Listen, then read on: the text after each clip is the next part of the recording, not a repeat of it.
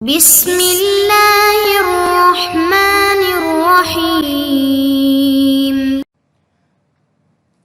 السلام علیکم ورحمۃ اللہ وبرکاتہ۔ عزیز طلبہ و طالبات، بسم اللہ الرحمن الرحیم۔ تقابل ادیان و مذاہب کا سبق نمبر 83 آج ہم پڑھ رہے ہیں۔ اس سبق کا عنوان ہے قرن اولیٰ کا کلیسائی نظام۔ آج کے اس سبق میں ہم یہ پڑھیں گے کہ عیسائیت کی تاریخ میں یوں تو کلیسائی نظام کو بڑی اہمیت حاصل ہے، طرح سے کلیسائی نظام ہی اس کی بنیاد ہے، لیکن ہم بالخصوص قرن اولیٰ کے بارے میں پڑھیں گے کہ اس کی پہلی صدی میں، عیسائیت کی تاریخ کی جو پہلی صدی تھی، اس میں کلیسائی نظام کیسے ابھرا اور کیا اس وقت کلیسا کا نظام کیسا تھا، اس کی کیا تاریخ رہی ہے۔ ایک طرح سے اس کی کلیسائی نظام کی ابتدائی تاریخ کو اس سبق میں ہم پڑھیں گے۔ پہلے ہم پڑھتے ہیں تعارف۔ عیسائیت میں انگریزی زبان کا لفظ چرچ، یونانی زبان میں اکلیسا اور عربی، فارسی اور اردو میں کلیسا کے معنی میں استعمال ہوتا ہے۔ کلیسا کا لفظ درج ذیل 3 مفہوم کے لیے استعمال ہوتا ہے۔ نمبر 1، وہ عمارت جہاں عیسائی عبادت کے لیے جمع ہوتے ہیں۔ نمبر 2، عیسائی امت جس میں تمام عیسائی خواہ وہ کسی بھی قوم و ملک کے ہوں۔ نمبر 3، مذہبی رہنماؤں کی وہ جماعت جو مذہبی امور میں تمام عیسائیوں کی سربراہ اور ذمہ دار ہے۔ یہ چرچ اور کلیسا اور اکلیسا یہ تینوں ایک ہی ہیں، بس زبان کا فرق ہے۔ انگریزی میں جس کو چرچ کہتے ہیں اسی کو اردو میں کلیسا کہتے ہیں، اور یونانی زبان میں اس کے لیے اکلیسا کا لفظ بولا جاتا ہے۔ چرچ یا کلیسا کا جو مفہوم ہے یہ 3 معنی رکھتا ہے، یہ 3 چیزوں کے لیے استعمال ہوتا ہے۔ ایک تو جہاں پہ عیسائی عبادت کے لیے جمع ہوتے ہیں اس عمارت کے لیے چرچ یا کلیسا کا لفظ بولا جاتا ہے، اور دوسرے پوری عیسائی امت کو، خواہ اس کے اندر بنی اسرائیل یا غیر اسرائیل یا یورپین غیر یورپین جتنے بھی لوگ عیسائی ہیں ان کے لیے کلیسا کہے جاتے ہیں۔ یعنی جب یہ اہل کلیسا کا لفظ بولا جاتا ہے تو اس سے مراد عیسائی مذہب یا عیسائی امت مراد ہوتی ہے۔ اہل کلیسا کا لفظ اس طرح سے اس معنی مفہوم میں بولا جاتا ہے۔ اور کلیسا کا تیسرا مفہوم یہ کہ مذہبی رہنماؤں کی وہ جماعت، ایک خاص، یعنی عیسائیت میں وہ طبقہ جو مذہبی رہنمائی کرتا ہے وہ اس کے لیے بھی کلیسا کا لفظ بولا جاتا ہے۔ ابتدا حضرت عیسیٰ علیہ السلام کی وفات کے 20 سال بعد پطرس اور پولس کے روم جانے کی اطلاع ملتی ہے۔ اس سے قبل حضرت عیسیٰ علیہ السلام کے دور میں آپ کا کوئی حواری نہ ہی آپ کبھی روم گئے۔ ان کے جانے کے بعد روم میں باقاعدہ عیسائیوں کی ایک جماعت بن چکی تھی۔ رومی عیسائی جماعتوں نے پطرس کو اپنا اعلیٰ رہنما سمجھا، اور ان جماعتوں کے رہنماؤں نے خود کو روم کے دوسرے شہروں کی عیسائی جماعتوں کا نگران اعلیٰ تصور کیا۔ کلیسائی نظام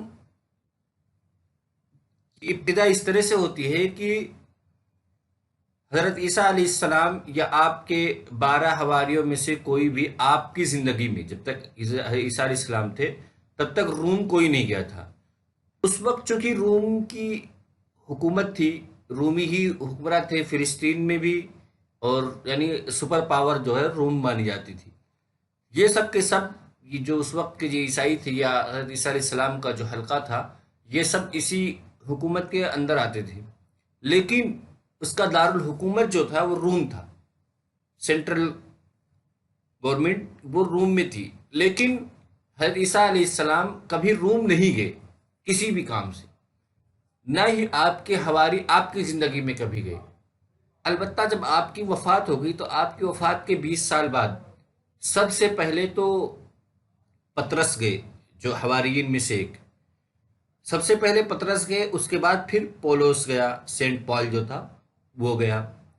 لیکن ان دونوں کے جانے کی وجہ سے وہاں عیسائیت پھیلی اور عیسائیوں کی ایک جماعت بھی بن گئی، لیکن وہاں کے لوگوں نے سب سے بڑا رہنما جو ہے پطرس کو مانا، اور وہاں کے جو دیگر رہنما تھے جن لوگوں نے پطرس کو مانا تھا، پطرس کے علاوہ جو چھوٹے چھوٹے رہنما تھے وہ اپنے علاقے کے دوسرے چھوٹی چھوٹی شہروں کے کا رہبر خود کو خیال کرتے تھے، یعنی سب سے بڑے پطرس، اس کے نیچے پھر دوسرے لوگ۔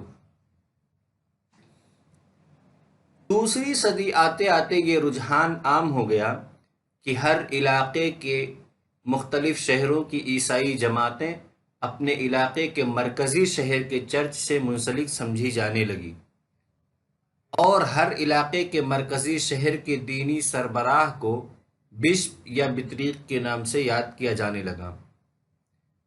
بطریقوں کی یہی انجمن رومی چرچ کے سربراہ اعلیٰ کا انتخاب کرتی تھی، جو رومی چرچ کی مرکزیت کے پیش نظر تمام عیسائیوں کا سربراہ اعلیٰ مانا جاتا تھا۔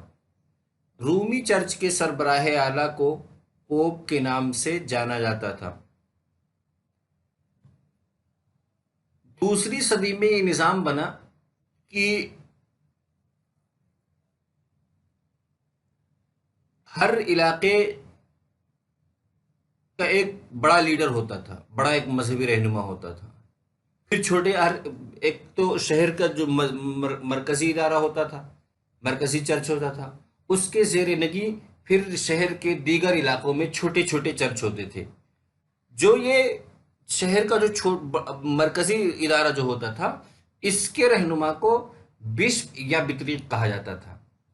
پھر یہی دیگر شہروں کے جو مرکزی رہنما ہوتے تھے یا دیگر شہروں کے جو بشپ یا بطریق ہوتے تھے دیگر شہروں کے، یہی لوگ روم کا جو چرچ تھا جو سب سے بڑا تھا، جس کو سربراہ اعلیٰ کہتے تھے، جس کے لیے پوپ کا لفظ استعمال کرتے تھے، اس کے سربراہ کو، روم کے چرچ کے سربراہ کو پوپ کہا جاتا تھا، اور اس پوپ کا انتخاب یہ دیگر شہروں کے بشپ یا بطریق اپنی ووٹنگ کے ذریعے فیصلہ کرتے تھے، یعنی یہ لوگ انتخاب کرتے تھے کہ ہمارا پوپ کون ہوگا۔